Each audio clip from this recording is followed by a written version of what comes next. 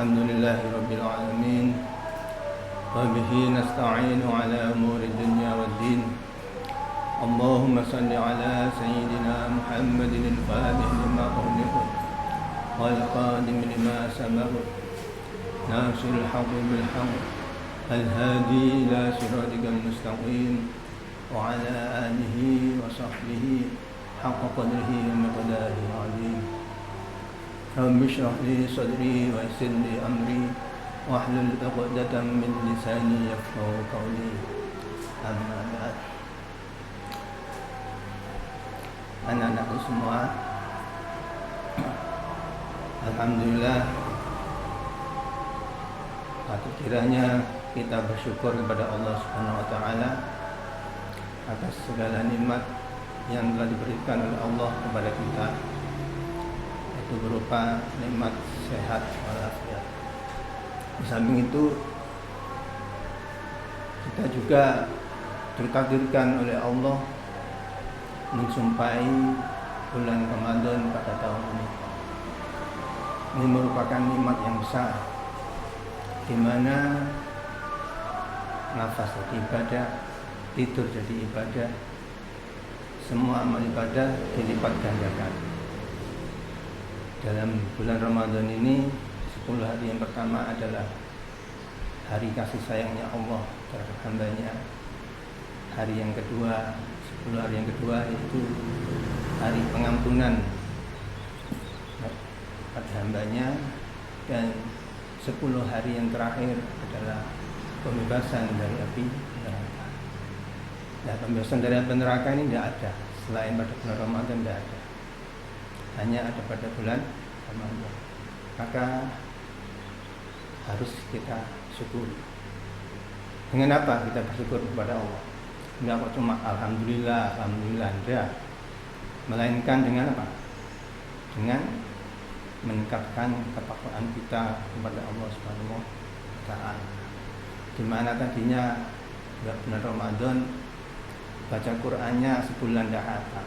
Ya, bagusnya ini minimal lah sebulan itu hatam pada bulan Ramadan. Kalau bisa ya seminggu hatam.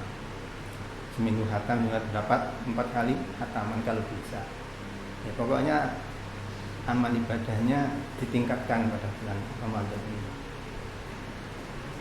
Baik sholatnya, baik baca sholawatnya, baik yang lainnya, pokoknya ditingkatkan. Itu bukti bahwasanya kita itu bersyukur kepada Allah Subhanahu wa taala. Dengan bersyukur kepada Allah, pastilah nanti akan ditambah nikmatnya. Tapi kalau anak-anak semua tidak bersyukur, diambil nanti nikmatnya sama Allah. Mau nikmatnya diambil sama Allah? Tidak mau tak? Ya, kalau tidak mau ya harus bersyukur. Ya itu tadi, dengan meningkatkan ketakwaan kita kepada Allah Subhanahu wa taala. Shalawat dan salam semoga tetap terbagikan pada baginda Nabi Muhammad SAW, karena beliaulah yang membawa Islam kepada kita, sehingga kita bisa mengetahui mana yang hak dan mana yang salah. Kita harus senantiasa mengucapkan shalawat dan salam kepada Nabi Muhammad SAW. Kenapa kok saya menekankan harus selalu? Ya, karena pada dasarnya mengucapkan sholawat dan salam pada Nabi itu adalah kita itu minta doa kepada Nabi. Kita itu berdoa, kita itu minta doa sama Nabi agar apa yang kita inginkan, apa yang kita butuhkan itu diijabah sama Allah SWT. Doa kalau pengen mustajab doanya, kalau pengen manjur doanya, ya harus ada sholawatnya. Itu rahasia daripada sholawat. Contoh kecil aja, sampai sholat, ya. Sholat dari awal itu memuja Allah, mulai dari takbiratul ihram sampai mulai takbiratul ihram, Fatihah, rukuk, i'tidal, semua dilakukan. Tapi kalau nggak ada sholawatnya pas terakhir, diterima enggak sholatnya? Enggak tak? Ya, itu sholat ada. Apalagi ini doa. Pengen doanya manjur ya itu harus disisipi dengan bacaan sholawat pada Nabi Muhammad SAW. Kalau lebih lagi sholawat tuh walaupun tidak ikhlas, ria, pamer sampai pada sholawat, tetap diterima sama Allah Subhanahu Wa Taala. Beda sama bacaan yang lain.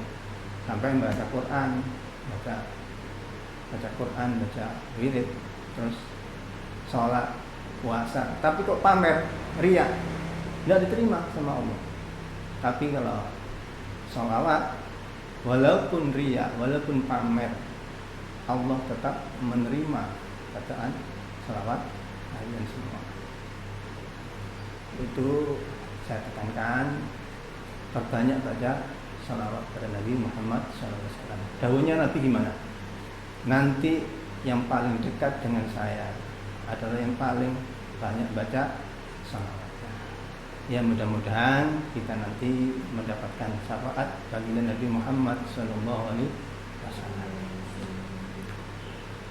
Anak-anakku semua, pada Ramadan ini kita nggak bisa langsung ngaji kayak biasanya. Ini hanya ada berapa aja ini yang nggak pulang. Yang lainnya ya mau gimana lagi untuk dipulangkan. Keadaan COVID, keadaannya yang nggak mendukung. Dimana adanya COVID-19 ini merubah semuanya. Ya, biar nanti yang di rumah juga sambung dengan saya, dengan guru-gurunya. Artinya ya saya diminta sama sebagian santri, gimana terus ada pengajian online. Ya, saya pikir-pikir ya memang baiknya harus ada, ya, kesinambungan antara guru dan murid, antara guru dan santri tetap terjaga. Walaupun enggak berada di pondok, tetapi irtibat dalam kesinambungan antara santri dan guru yai tetap ada.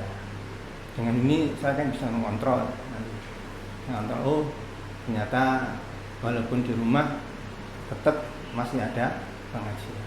Mudah-mudahan aja corona ini cepat dihilangkan oleh Allah Subhanahu Wa Taala dari muka bumi, dan ngajinya harus tetap ngaji. Corona hilang, tapi ngaji tetap abadi. Jangan sampai ngaji itu hilang. Jangan sampai, karena kalau udah nggak ada ngaji, wah ribet. Kalau udah nggak ada ngaji, ribet nih. Ngaji itu penting sekali. Ya, pada Ramadan ini saya mau ngaji kitab tasawuf, kajian tasawuf karangan Hujjatul Islam Imam Ghazali. Kitabnya namanya Bidayatul Hidayah. Sengaja saya mengambil kitab Bidayatul Hidayah. Saya baca kitab ini karena apa? Merupakan dasar daripada hidayah. Dasar sekali. Kajian tasawuf, ya ini dasarnya. Dasarnya kajian tasawuf. Di mana dalam kitab Bidayah ini, di dalamnya mulai dari bangun tidur, aktivitas kalian semua, mulai bangun tidur sampai kembali tidur, itu ada tata caranya. Bangun tidur harusnya baca doa apa? Nah, habis tidur terus nanti baca doa apa? Terus ambil wudu, mengucapkan sholat, habis subuh baiknya bagaimana? Nah, terus nanti ada duha, sampai semuanya diatur, sampai mau tidur lagi nanti juga ada caranya. Gimana tidurnya biar ibadah? Nah, di sini dibahas semuanya nanti. Semua aktivitas mulai dari bangun tidur sampai kembali tidur. Ya, sampai aktivitasnya apa? Perharinya kalau di pondok ya bangun tidur, berdoa, terus kamar mandi, sholat subuh, habis sholat subuh ngaji, Ada yang ngaji Quran, ada yang ngaji kitab, ya masing-masing aktivitasnya. Itu kalau di pondok. Terus persiapan sekolah, makan dulu ya, dan makannya bagi yang nggak puasa, yang puasa ya enggak. Nah sekolah, terus sholat zuhur ya pokoknya semua dari mulai bangun tidur sampai tidur kembali. Tidurnya bisa dihitung ibadah, gimana? Ya nanti ada caranya gimana tidurnya biar diganjar oleh Allah Subhanahu wa Ta'ala. Belum kita mengkaji kitab Bidayah, perlu saya terangkan sedikit biografi daripada Imam Ghazali. Siapa toh Imam Ghazali? Imam Ghazali, beliau ini lahir pada tahun 450 Hijriah. Lahir pada tahun 450 Hijriah. Lahirnya di desa Ghazali. Lahir di desa Ghazali, Daratus. Nah, makanya sampai dinamakan Ghazali itu kan apa? Karena lahirnya di desa Ghazali. Nama aslinya siapa? Abu Hamid Muhammad Al-Ghazali. Itu nama aslinya. Tapi Imam Ghazali itu lahirnya pada tahun 450 Hijriah.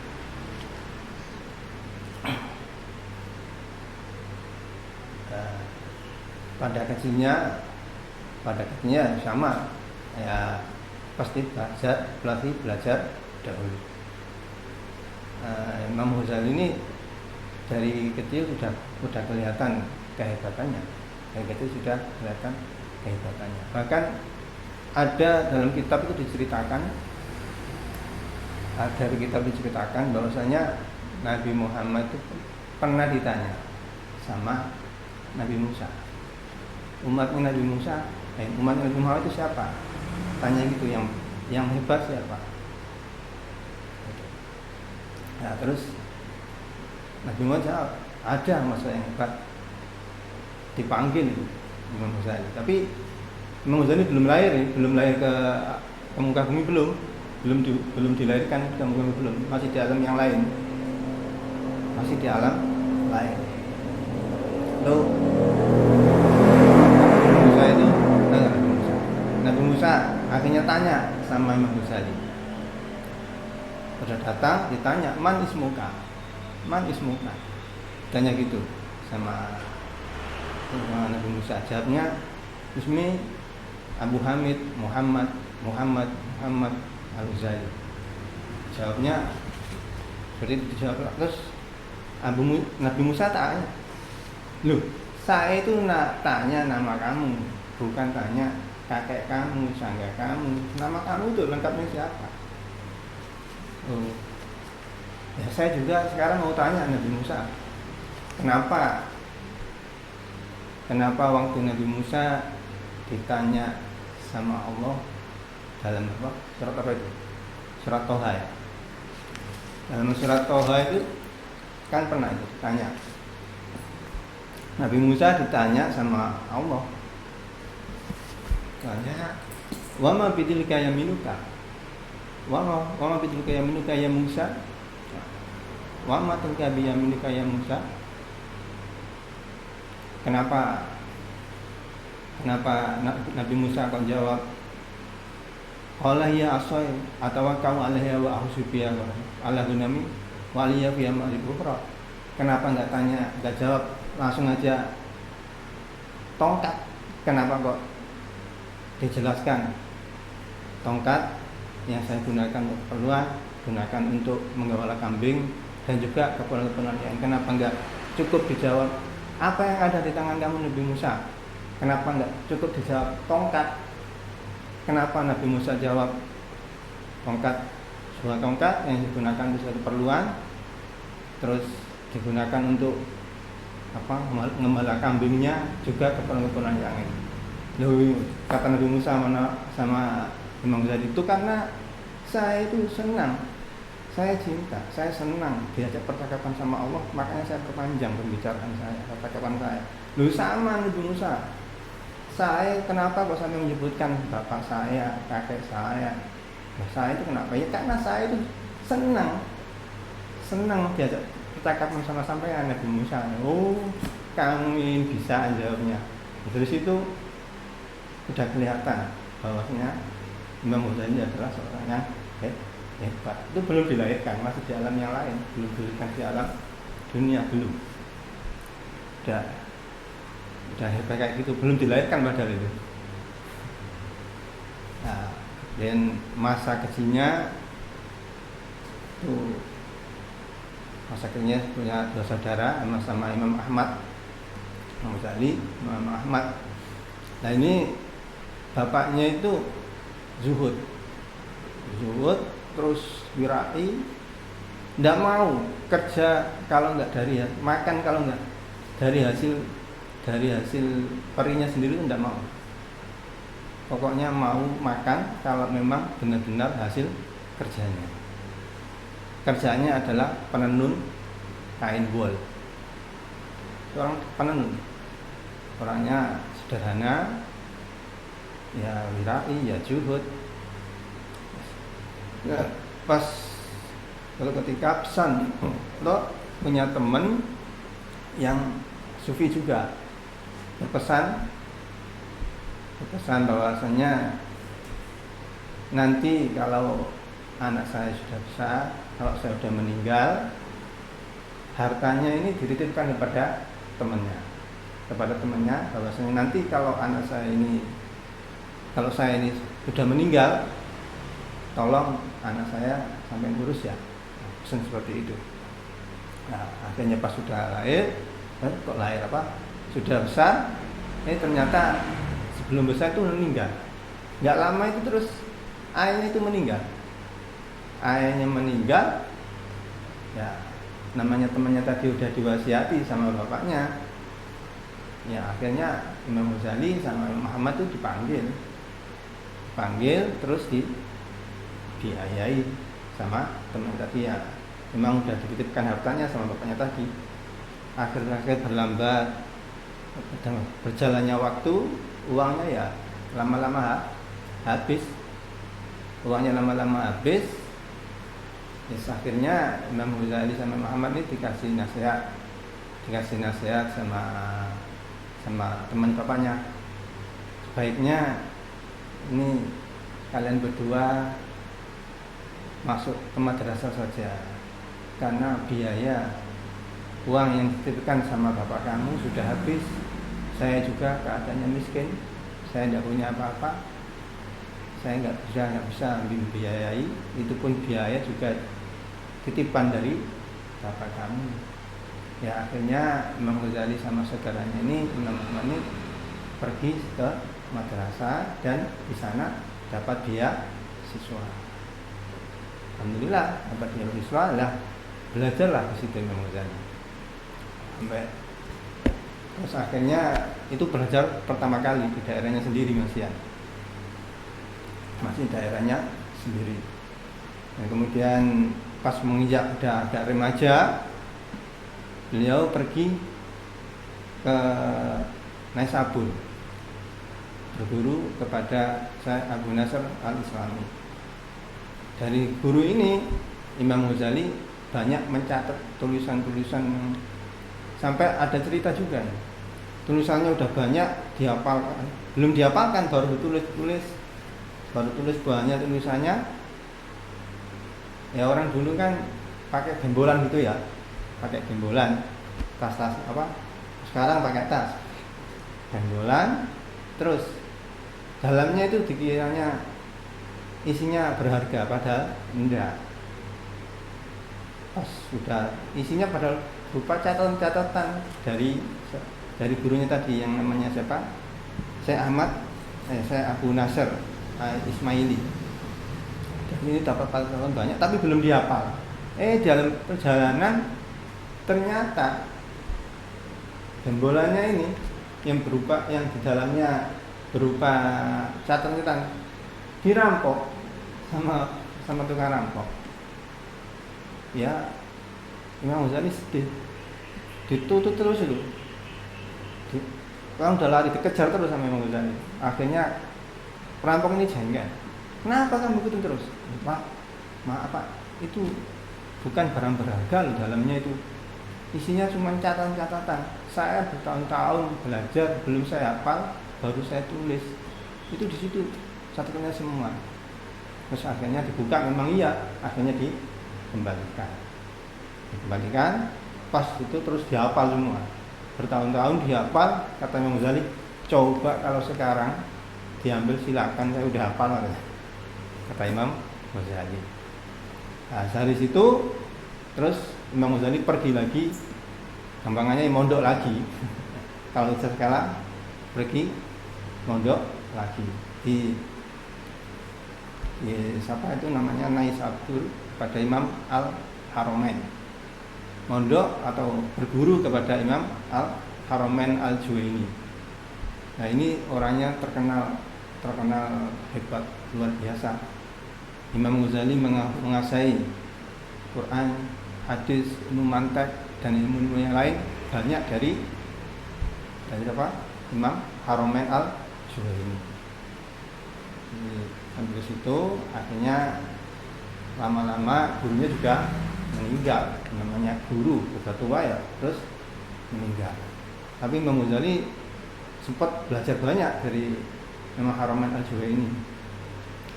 Nah, itu di Imam Haramain Al-Juwaini itu di madrasah apa itu? Di madrasah Nidomia. Di madrasah Nidomia. Di situ pas begitu gurunya yang namanya Imam Haramain Al-Juwaini meninggal, Imam Ghazali ini mendatangi ke madrasah tersebut. Terus berbicara kepada wazirnya. Ternyata Imam Ghazali di situ diterima dan menjadi guru besar sampean. Ya, gara-gara itu menggantikan daripada gurunya yang telah meninggal. Pas itu terima, ya pertama dari bawah dulu, tapi karena kehebatan daripada Imam Ghazali, pemikirannya, ya tersingkat berjalannya waktu, Imam Ghazali sukses di situ sampai padahal baru usia sekitar 34 menit.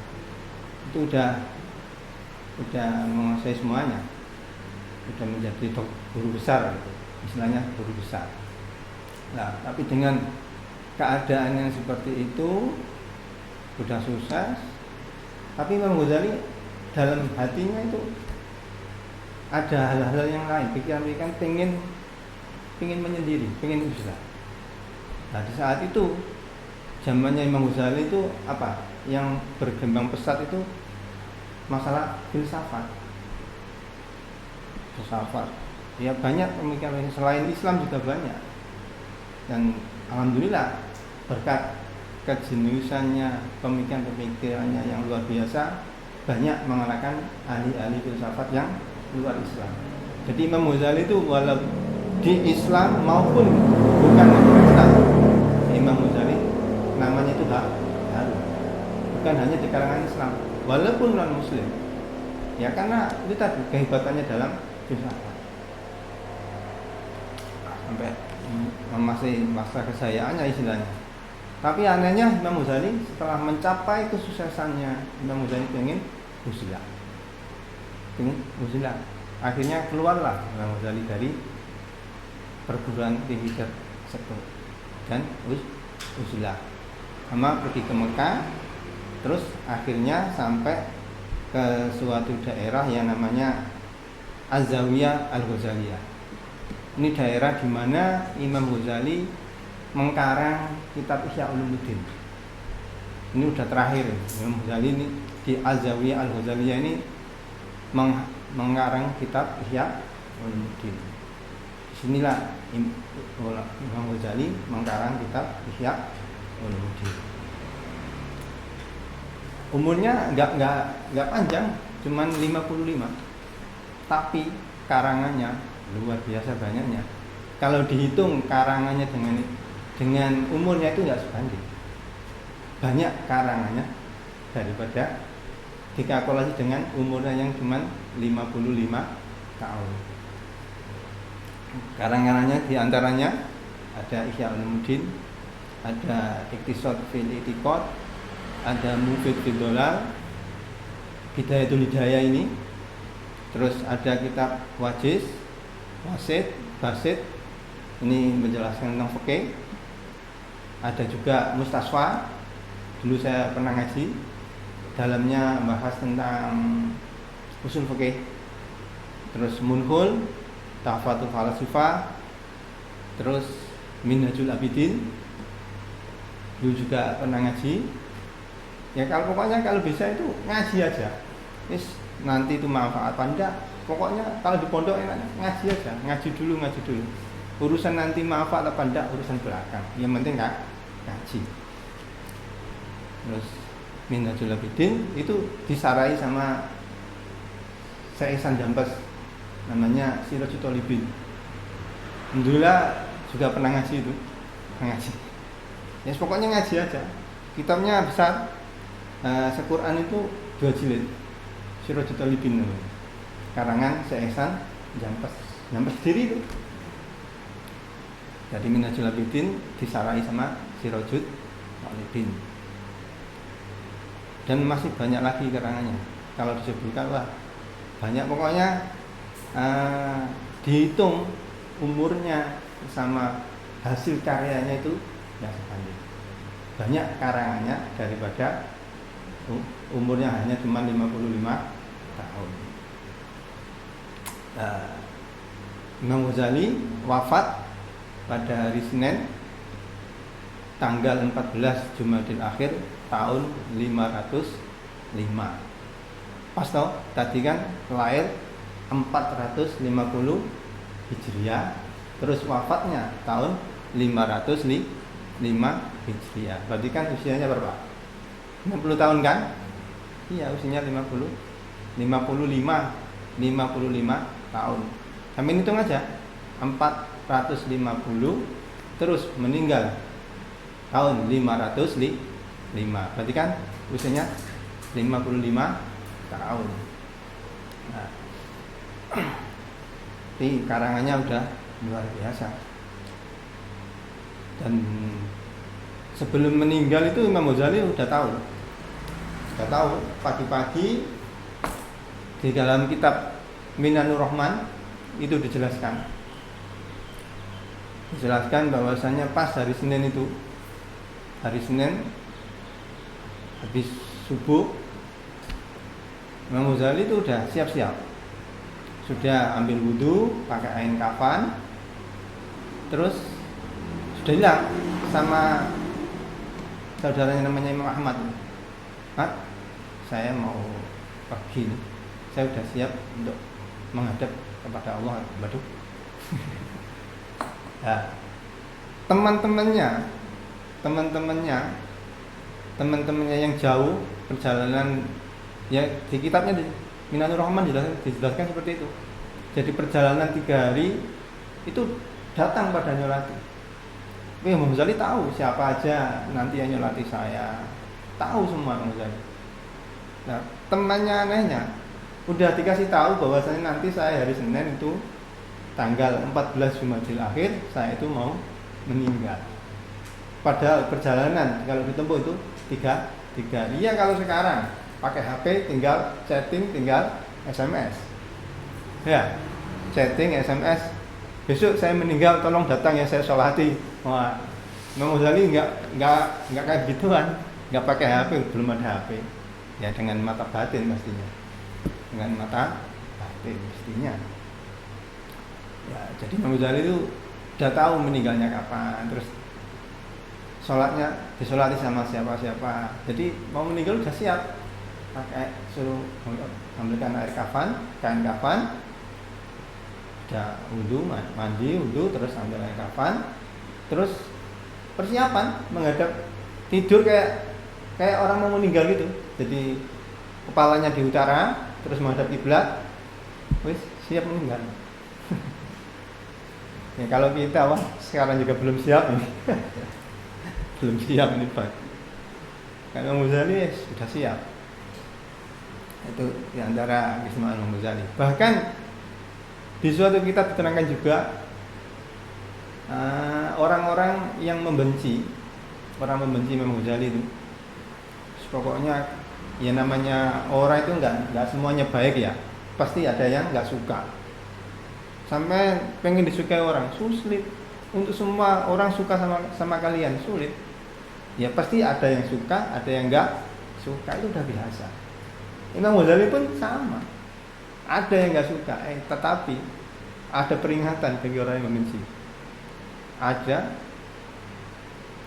orang yang benci sama Imam Ghazali, pokoknya digunjing aja, dijelek-jelekan aja. Akhirnya orang tersebut yang benci sama Imam Ghazali itu apa?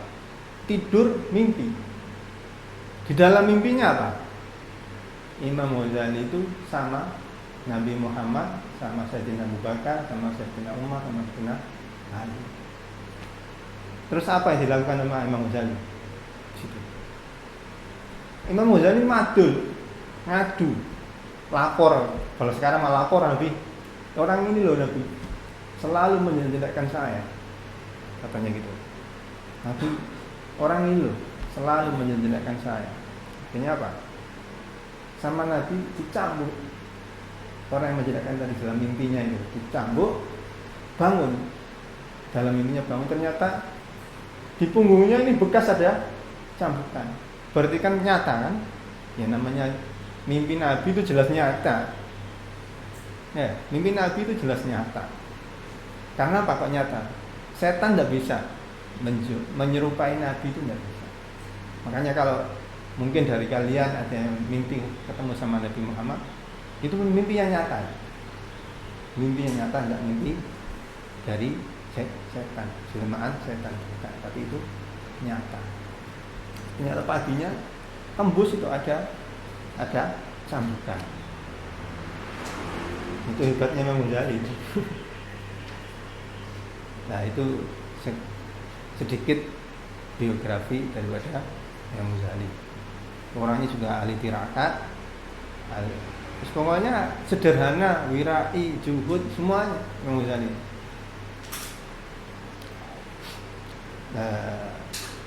Sedikit itu biografi Imam Ghazali. Selanjutnya mari kita mengkaji kitabnya, kitab Bidayatul Hidayah. Namun sebelum mengkaji kitabnya, kita harus ini hukumnya, harus hadiah Fatihah dulu kepada pengarang kitabnya, ya berarti Imam Ghazali. Pada dasarnya bukannya Imam Ghazali itu butuh doa pada kita, bukan. Justru kitalah yang butuh, biar apa yang dipelajari, apa yang ada dalam kitab Hidayah ini kita bisa mengambil manfaat, bisa dapat barokah daripada Imam Ghazali. Itu mari sebelum baca kitab Hidayah ini, hadiah dulu kepada musannafnya yaitu Imam Ghazali. Ila hadratin Nabi Mustafa Muhammadin sallallahu alaihi wasallam, thumma ila jamil anbiya wal mursalin wa syuhada'i was shalihin wal qurra'in wal mutajidin wa ila jamil awliya Allah Sultan al-Awliya Syamil Jalani Sultan al-Awliya Muhammad Asy'ari thumma ila Ahmad Madawi thumma ila jamil awliya Allah wal abdal wal afrad wal awlad wal akhyar wal imra wal malamidiyah wal rijalillah wal mar wa ila jamil masyayikhina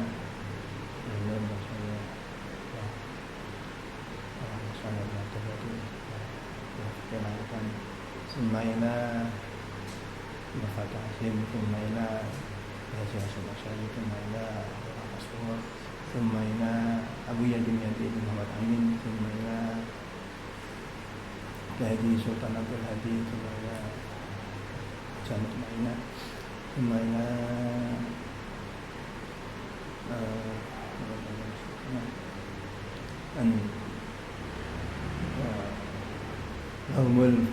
Lahumul Fatihah.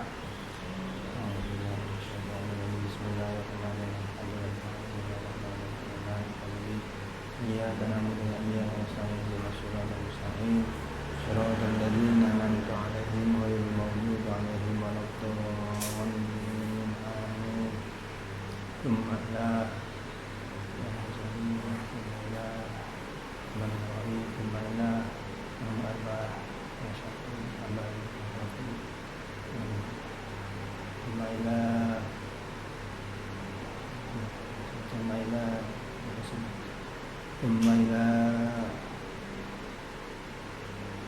Al-Fatihah.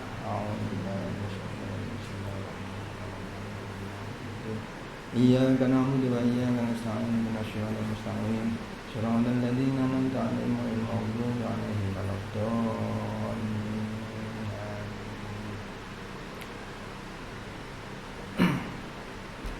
Terakhir khusus pada Pak, mudah-mudahan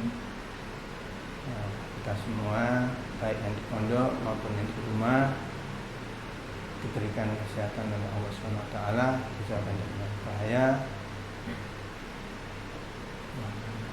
Al-Fatihah.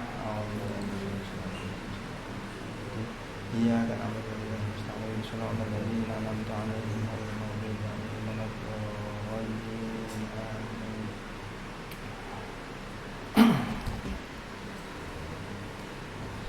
Qala al-musannif rahimahullahu ta'ala wa nafa'ana bihi wa bi 'ulumihi wa amaddana bi asrarihi wa 'ada 'alaina min barakatihi fid dharain. Amin.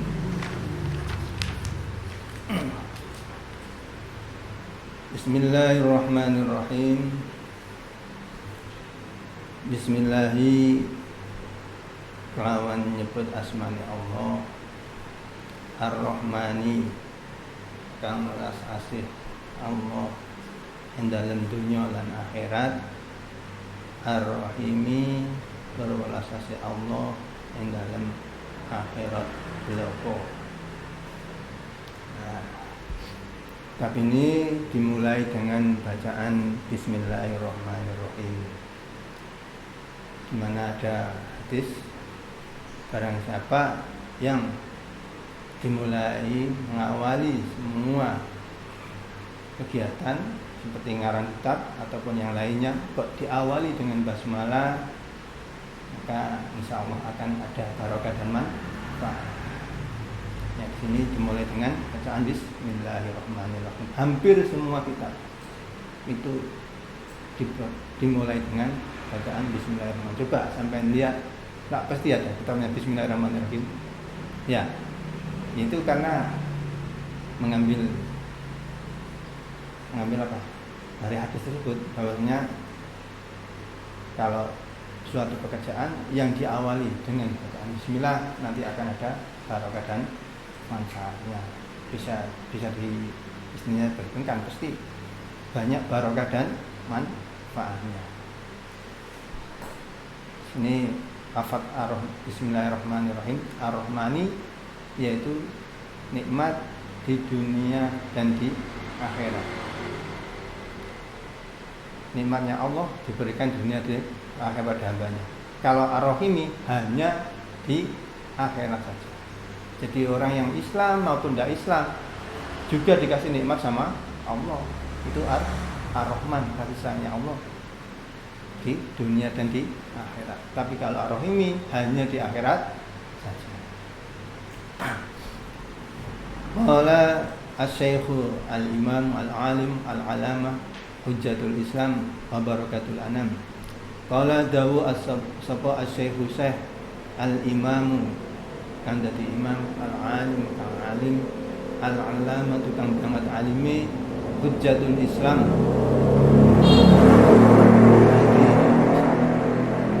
wa Barakatul Anami lan dadi barakahe Abu Hamid, rupane Abu Hamid Muhammad bin Muhammad bin Muhammad Al-Ghazali, bangsa Ghazali. At-Tusi ngan bangsa Tusi. Itu tadi Imam Ghazali sudah tak jelaskan tadi biografinya, masa kajinya sampai mulai dari lahir sampai wafatnya di Saya tak jelaskan biografinya, bahkan ada cerita kenapa kok sampai mbah-mbahnya, kakeknya, tadi saya ceritakan semua. Qaddasa mungkin ucapaken sapa Allah ruhahu ing ruhi Abu Hamid wa nawwara lan madangaken mugi madangaken sapa Allah rihahu ing kuburane Abu Hamid. Amin. Ai istajib. Isim fi'il amar. Amin isim fi'il amar nang nahwune nang alfiyah termasuk isim fi'il amar bermakna istajib. Alhamdulillah segala puji iku lillahi kekagungan Allah haqqa hamdihi lawan hakki puji Allah. Wassalatu tawi tamir rahmat takdim wassalamu lan keselamatan iku ala khairi khalqihi muga-muga tetep ing atase luwih bagus-baguse makhluke Allah Muhammadin Rasul Muhammadir Nabi Muhammad Rasulih kang dadi utusane Allah wa abdihi lan kaulane Allah wa ala alihi lan ing atase keluargane Kanjeng Nabi wa sahbihi lan sahabate Kanjeng Nabi min ba'dihi saking sabadane Kanjeng Nabi. Amma ba'du anapun utawi sabadane maca apa? Maca bismillah, maca hamdalah, maca sholawat. Fa'lam monggo kecewa sira ayyuhal harisu ho wong kang lobo. Ro makne lobo? Hah? Gak ro lobo. Lobo itu ya orang yang mencari. Al-mubilu kang madhep. Al-harisu wong lobo iki sing mencari ala tiba sun ilmi ing atase golek ilmu. Nah, ayo hadis al-mubin ala ing ala iktiba sun ilmi ing atase nukre ilmu. Al-mudhari kang mertelaaken min nafsihi saking awake harus sidqar robati ing benere demen. Ing benere utawa temene demen. Fatat ta'attusi lan bangete bronto. Ngerti maknane bronto apa? Karo bronto. Semangat. Nah, bahasa Indonesia ta? Ya. Nek makna kuno ngono. Makna kuno. Nah, terus makna bronto itu semangat. Ilaihi maring ilmu anaka ing tetemene sira iku ing kunta lamun ana sira iku tak situ nejo sira bitol bil ilmi kalawan dolek ilmu utawa nuprih ilmu padha ae mencari ilmu nek gak paham nuprih wis mencari ilmu ya al-munafisati kang al-munafisata ing edi-edian. Ro edi-edian. Makna kuno edi-edian iku apa? Api-apian. Wal mubahati lan pameran. Wa taqad wal mubahata lan pameran wa taqaddumulan ngajoni alal iqroni ing ngatasé pira-pira kanca wastima lata wujuhin nasi lan amri madhepe menungso ilaika maring sira wa jam'a khutumid dunya lan ngumpulaken bondo donya. Wa anta mongko utawi sira iku sa'in wong kang merentahi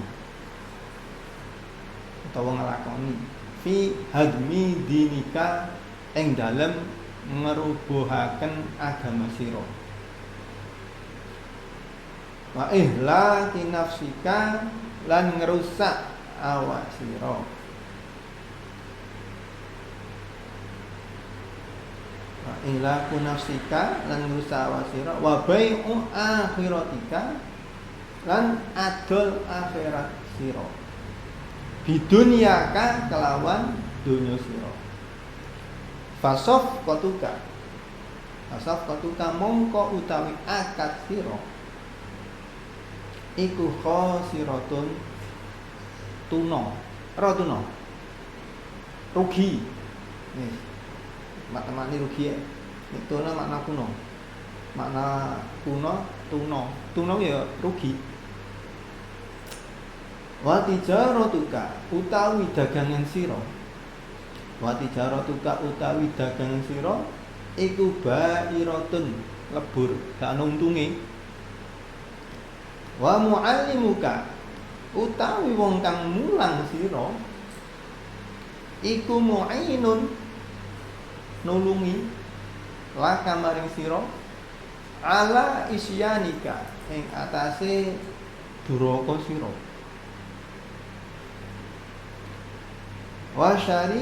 wa syarikun lan kanca laka kedue sira fi khusranika ing dalem getun sira wa huwa utayo muallimuka wong sing mulang mau gampangane gurumu kiaimu wa huwa utawi yo muallimuka wong sing mulang iku kabai saifin kaya dene wong kang adol pedhang min qati toriken saking wong kang begal dalan padha karo adol pedhang kanggo ngerampok kama kodene barang kala jauh sapa Kanjeng Nabi sallallahu alaihi wasallam man aana ala maksiatin walau bisyatri kalimatin kana syarikan lahu fiha man utai sapane wong iku aana lamun nulungi sapa man iku aana nulungi sapa man ala maksiatin ing atase maksiat walau bisyatri kalimatin an senajan kelawan satu gele kalimat kana mongko ana sapa ya mu'in kana sapa ya mu'in iku syarikan kanca lahu kedue man fiha ing dalem maksiat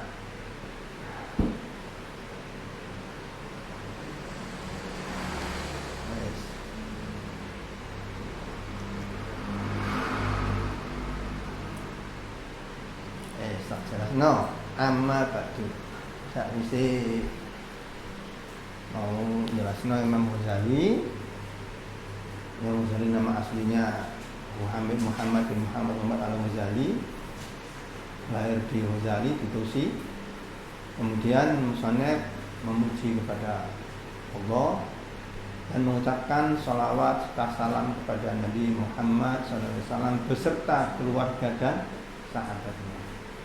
Setelah mengucapkan basmalah, salawat dan salam, baru Imam Ghazali membahas tentang seseorang yang sedang mencari ilmu. Ayyuhal harisu al-mubinu ala ittibasul ilmi. Imam Ghazali menjelaskan tentang orang, ketahuilah bagi orang yang mencari ilmu. Bagi orang yang mencari ilmu,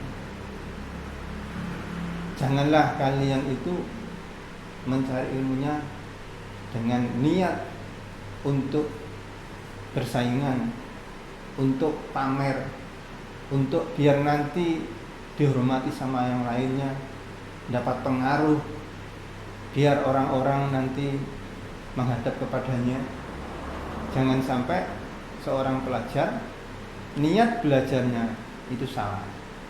Di sini tidak boleh sampai niat untuk mencari egi-egian, mencari popularitas. Bahasa sekarang mencari popularitas biar terkenal. Saya mondok rek pengen jadi, wah itu tidak boleh. Wis niatnya mondok ya wis menghilangkan kebodohan. Jangan sampai keliru niatnya di sini. Jangan sampai niat untuk jadikan pamer biar kelihatan hebat dari yang lain, untuk biar dapat pengaruh dari yang lain, biar nanti orang-orang pada menghormatinya, pada cium tangan. Wah, tidak boleh. Apalagi sampai niat mencarinya ilmu untuk mencari kehidupan di dunia, tidak boleh. Kalau sampai seorang pelajar atau seorang pencari ilmu, sampai santri wis, contohnya santri wis, mbok santriwan, mbok santriwati, pokoknya kalau sampai niatnya kok seperti itu, mencari yang saya jelaskan tadi, sama saja kalian itu seperti merobohkan agamamu, dan juga merusakkan diri kamu sendiri. Menjual akhiratnya untuk kebutuhan dunia. Dunia aja kok sampai akhirnya dijual-jual. Kalau bisa dunia itu untuk akhirat, jangan sampai akhirat untuk mendapatkan dunia. Jangan sampai dibalik. Ibarat orang jualan itu nggak dapat untung. Kok seorang pelajar kok niatnya keliru, mencari popularitas biar menjadi itu, menjadi ini. Jangan sampai. Jangan ada terbesit niat untuk kepentingan dunia itu, jangan sampai ada. Niatnya apa? Lillahi ta'ala, menghilangkan kebodohan. Itu aja. Urusan nanti di pondok, nanti setelah di pondok jadi apa, itu urusan lain. Yang penting di pondoknya belajar, itu tak. Yang penting di pondoknya belajar, ngaji, sekolah. Urusan jadi apa itu Allah yang menentukan. Yang penting belajar. Nanti Allah yang menata dengan sendirinya, sesuai dengan kapasitas keilmuannya, sesuai dengan bakatnya itu gimana. Nanti dituntun sama Allah, dituntun dengan sendirinya. Pokoknya belajar aja yang sungguh-sungguh. Jangan sampai niatnya belajar salah. Kalau niatnya salah, ya itu tadi, ibarat orang jualan itu nggak dapat untung. Ibarat orang jualan. Terus kok misalkan sampean santri misalnya mondok, niatnya keliru, pengen kasarannya pengen jadi apalah kiai, nggak boleh jadi kiai itu, nggak boleh niat itu. Jangan ada yang jadi kiai wis ngaji wae, wis ngaji. Urusan nanti jadi kiai tak, jadi guru tak, jadi pejabat itu urusan belakang. Yang penting di pondoknya belajar. Dengan belajar yang sungguh-sungguh, nanti itu akan ketata dengan sendiri sesuai dengan kapasitas keilmuannya. Bakatnya kemana? Ya nanti ke sana. Dengan sendirinya sesuai dengan alur bakatnya. Kok misalkan sampai mondok ke suatu kiai misalkan atau ke guru misalkan. Nah, orang yang mengajarimu ini, kiai yang mengajarimu seperti apa? Seperti orang yang menjual pisau, di mana yang membeli adalah perampok. Tidak puasa. Kamu alimuka mu'ainun ala isyanika. Kalau niat sampainya keliru, niat kalian itu keliru di pondoknya. Kalau sampai niat di pondoknya keliru, tidak lillahi ta'ala, tidak untuk menghilangkan kebodohan, tapi lainnya, itu sama saja sampai ke pondoknya itu kalau diibaratkan seperti menjual pedang terhadap perampok. Sampai bisa bayangkan toh, menjual pedang kepada perampok. Nah, Jelasnya pedangnya digunakan untuk apa coba? Kan toh? Iya. Merampok ya. Kalian jual pedang terhadap perampok. Pastinya sama perampok pakai apa? Ya mestinya hal yang negatif pastinya. Pastinya adalah makanya hadisnya innamal a'malu binniyat. Sama ditata niatnya. Di pondok dari awal ditata niatnya. Jangan sampai keliru. Kalau niatnya keliru, salah semua nanti. Niatnya keliru, salah semuanya. Pasti salah semua. Bahkan ada hadisnya ini. Nah ini hadisnya. Man a'ana ala masyiatin walau bisa kalimatin karena syarikan lahu iha. Dalamnya Nabi, barang siapa yang membantu seseorang dalam hal kemaksiatan, walaupun hanya setengah kalimat, setengah kata misalnya, bisa dikalimatin, itu sama saja juga tergolong orang yang melakukan maksiat, walaupun hanya sepatah kata. Tapi membantu dalam hal maksiat sama saja yang membantu sepatah kata itu pun juga maksiat. Orang yang ngajar juga kan dosa. Kalau sampai di dunia yang ngajar juga dapat dosa. Yang ngajar juga sama dapat dosa. Bahkan ada hadis yang kan Ibnu Majah, man ta'allama ilman liyubahi bil ulama wa imariya bi asfa'a wa yasifa bihi wujuhanna adkhalahu Allahu jahannam. Man ta'allam, barang siapa yang belajar ilmu liyubahi bil ulama, supaya dapat menyayangi ulama, wa imari bi asfa', supaya dihormati dan juga menarik simpati orang banyak, adkhalahu Allahu jahannam, maka akan dimasukkan neraka jahanam sama Allah. Oh. Hadis ini bicaranya. Yang diwakilkan sama dulu macam. Man ta'allama ilma libahi bil ulama wa yumariya bi sufa'a wa yusrifa bi wujuhan nas adkhalahu Allahu jahannam. Barang siapa kok menuntut ilmunya, belajarnya supaya mendapatkan dapat menyayangi ulama, dia dihormati sama orang, untuk mendapatkan popularitas, untuk simpatik daripada masyarakat manusia, maka nantinya akan dimasukkan neraka jahanam oleh Allah. Hati-hati, makanya jangan sampai keliru. Ingat, niatnya dikata innamal a'malu binniyat. Terus kamu harus belajar lillahi ta'ala untuk menghilangkan kebodohan. Lah nanti kok jadi apa? Misalnya, itu urusan Allah. Pokoknya sekarang sudahnya belajar, untuk belajar itu. Belajar, nanti jadi pejabat, ya, memang kita yang pejabat. Misalkan jadi ya, itu menjadi ya. Tapi kan yang penting niat awalnya jangan sampai niat untuk menjadi sesuatu jangan. Terus niat belajar, niat lillahi ta'ala menghilangkan kebodohan. Dengan sendirinya nanti Allah akan menangkan. Dan Allah menempatkan seseorang sesuai dengan kapasitas keilmuannya. Nggak usah tanya nanti saya mondok jadi apa ya. Nggak usah tanya. Jadi apa tuh saya mondok, nggak usah. Pokoknya mondok ngaji sekolah. Baik ngaji sekolah, jamaah.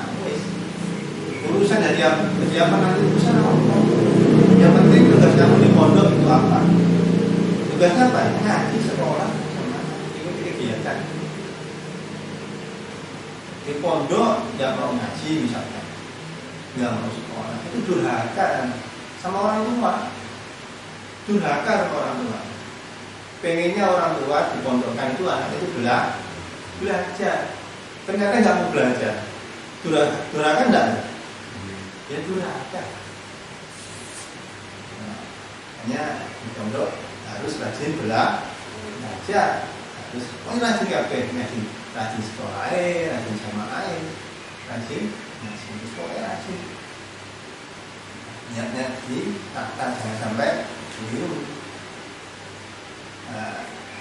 Terus wa ingkanat lan lamun ono apa niat utama sira wakas juga lan sejo sira bainakan ing dalam antara sira wa baina Allah dan Allah Ta'ala min talabil ilmi saking menukri ilmu al-hidayah iku oleh dituduh guna menjalur riwayat ora muhum riwayat ya tafsir mongko bunga sira fa innal malaikata mongko satemene malaikat iku tarsuju beber sebagai malaikat laka marisira ajnihataha ing kira-kira suwi malaikat.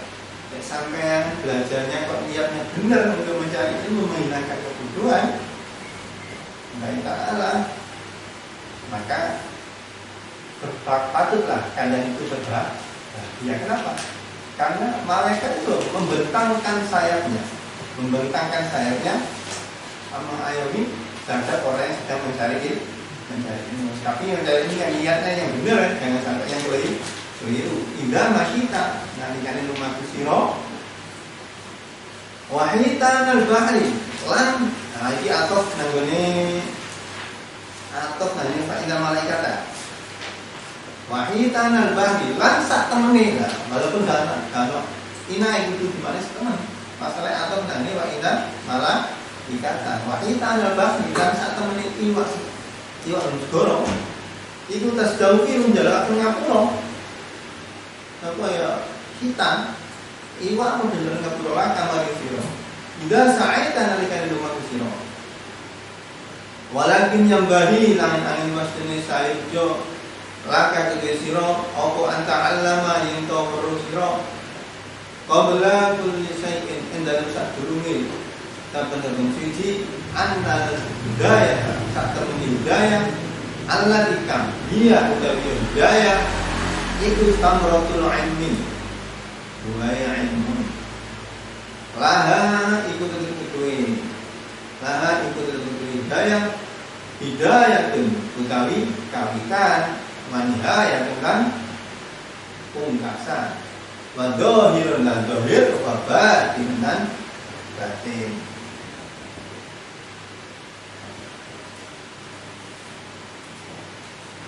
Wala usulan ora ono tumeka iku maujud ila nihayatiya maring katope ibadah illa bada'i kami bidayatiya angin ing dalem sakbadane ngukuhaken kawitane ibadah angin dalem sakbadane ngukuhaken kawitane ibadah wala uzura lan ora ono weruh iku maujud ala batiniha ing atas batinnya ibadah illa ba'da lukufi angin ing dalem sakbadane kandhek ala zahiriha ing atase zahire ibadah.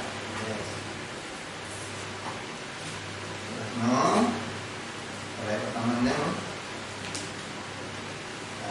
jikalau memang niat sampai benar, niatnya benar gak untuk mencari popularitas, ingin mencari pengaruh, keluar dari itu yaitu nanti menghilangkan kebodohan, mencari ridho Allah. Nah, kalau niat kalian seperti itu, nanti ketahuilah bahwasanya para malaikat itu membentangkan sayapnya ketika kalian berjalan dari pondok utara ke pondok selatan ini. Oh, malaikat membentangkan sayapnya. Cuman sampai tidak tahu. Membentangkan sayapnya. Enggak hanya malaikat, bahkan ikan-ikan di laut memintakan ampunan, memintakan maaf kepada kalian. Perlu diketahui bahwasanya hidayah itu perlu diketahui bahwasanya hidayah adalah buah daripada suatu ilmu. Intinya dapat hidayah loh. Ya, Nah, hidayah itu adalah buah daripada ilmu. Nah, dari hidayah itu pasti ada permulaannya, ada pungkasannya, ada permulaannya, juga ada akhirannya. Ada dohirnya, juga ada batinnya. Nah, seseorang itu nggak akan bisa mencapai, orang itu nggak akan bisa mencapai kepada akhir daripada ibadah, yang bisa meninggalkan, bisa usul, bisa mencapai terhadap nihayah daripada suatu ibadah setelah orang tersebut setelah mengerjakan semua hal yang ada pada permulaannya. Nah, permulaannya itu apa? Permulaannya ya ibadah. Permulaannya itu ya hukum fikih itu dilakukan semua. Ya sholat, ya zakat, ya puasa. Tanpa kalian mengerjakan sholat, mengerjakan puasa, pokoknya hukum dohir, ya sholat, puasa, sholawat, pokoknya pekerjaan tiap hari yang kelihatan kasat mata dohir, sampai nggak mau mengerjakan dohir. Dengan permulaannya pekerjaan yang dohir itu kayak sholat, puasa, zakat, itu pekerjaan dohir. Sampai nggak akan bisa mencapai ke nihayah. Harus bidayah dulu baru bisa ke nihayah. Dan wala usura ala badiniya ila badal wukufi ala dohir. Dan juga kalian tidak akan bisa mencapai batin kalau sampai tidak melakukan yang dohir. Makanya dalam ilmu tasawuf ini ada istilah apa? Ada istilah syariat, ada istilah torekot, ada istilah hakikat. Nah, bagi kalian harus syariat dulu. Harus syariat dulu, itu hukum dohir. Nah, kalau sudah hakikat itu enggak. Jadi syariat dulu, baru torekot, baru hakikat. Kalau sampai nggak mau syariat kok langsung hakikat itu nggak bisa. Wong syariat itu dalam tasawuf diibaratkan seperti perahu. Syariat dalam dalam hukum tasawuf itu diibaratkan seperti perahu. Dasarnya apa ya? Sholat, puasa, zakat. Dan sampai nggak mau mengerjakannya nggak akan bisa, kan? Harus mengerjakan sholat, zakat. Pokoknya hukum Islam. Hukum Islam, sholat, zakat, puasa, haji. Haji yang mampu apa sih? Syariat itu diibaratkan seperti perahu. Sedangkan torekot adalah seperti lautan. Nah, hakikat adalah mutiaranya. Nah, yang dicari ini apa? Mutiara ini yang dicari. Sampai nggak akan bisa ke hakikat kalau nggak mau syariat. Jadi syariat dulu, baru torekot, baru nanti mencapai hakikat. Maka ini wala rusula ila nihayatnya ila ba'ahkam dah yatiha. Jika akan bisa mencapai ke pungkasannya, ke akhirnya, kalau tidak mau mengerjakan yang dasar-dasar dahulu, yang hidayah ini, yang permulaan ini. Nah, permulaannya itu apa? Itu mengerjakan syariat dulu. Mengerjakan syariat dulu. Nggak mau mengerjakan syariat kok mau masuk ke hakikat, nggak mungkin. Harus, kalau normalnya harus syariat dulu. Syariat, torekot, hakikat. Kalau lagi syariat itu ibaratnya seperti perahu. Terus torekotnya seperti lautan. Terus mutiaranya itu hakikat. Nah, sampai pengen dapat mutiara kok nggak bawa perahu, bisa enggak? Bisa enggak? Nggak mungkin bisa. Wong mau mutiara itu letaknya di dasar laut. Nah, pengen ke laut, ke dasar laut kok nggak punya perahu, wah ya nggak mungkin. Makanya harus syariat dahulu. Nah, syariat hidayah ini nggak akan bisa mencapai nihayah kalau tidak mau hidayah. Nggak akan bisa mencapai hakikat kalau tidak mau mengerjakan syariat. Wala usul ala batina ila badal lufi dohirihan, dan nggak akan bisa mencapai hakikat kalau tidak mau mengerjakan yang dohir. Makanya syariat dulu kerjakan, baru nanti ke rekod, baru ke hakikat. Itu tadi gambarannya. Syariat itu ibaratnya seperti perahu, sedangkan toreko seperti lautan, terus mutiara. Hakikat adalah mutiaranya. Lah mutiara itu adanya di dasar perahu. Sampai pengen mendapatkan mutiara, kok tidak mau pakai perahu? Ya tidak bisa. Ya sama ini. Makanya wala usula ilan hayatiyah illa bada akami tidak jadilah. Wala usura ala batiniyah illa bada nukufi ala dohiriha. Yes. Paham?